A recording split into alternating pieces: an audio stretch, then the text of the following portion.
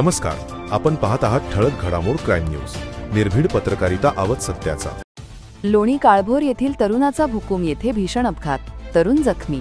पुणे कोलाड रस्त्यावर भुकूम, तालुका मुळशी येथे आज सकाळी झालेल्या भीषण अपघातात चारचाकी गाडीने डंपरला जोरदार धडक दिली। या धडकेनंतर गाडीच्या पुढील भागाला आग लागली।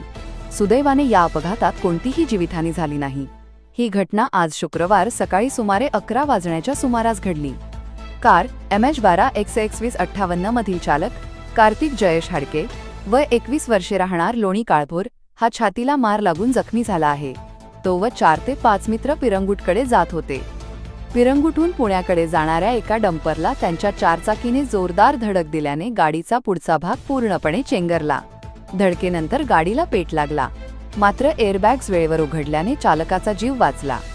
अपघातानंतर भुकूमचे माजी उपसरपंच सचिन हगवणे, अंकुश खाटपे, सागर माजिरे, मयूर हगवणे आणि मंगेश हगवणे यांनी तातडीने घटनास्थळी धाव घेत परिसरातील नागरिकांच्या मदतीने घरातील पाणी आणून आग विझवण्याचा प्रयत्न केला। त्यांनी वाहतूक कोंडी दूर करण्यासही मदत केली। त्यानंतर अग्निशमन दलाने घटनास्थळी पोहोचून उर्वरित आग आटोक्यात आणली। सुदैवाने वेळेवर मदत मिळाल्याने मोठा अनर्थ टळला। प्रतिनिधी अविष्कार फुले सोबत ठळक घडामोड।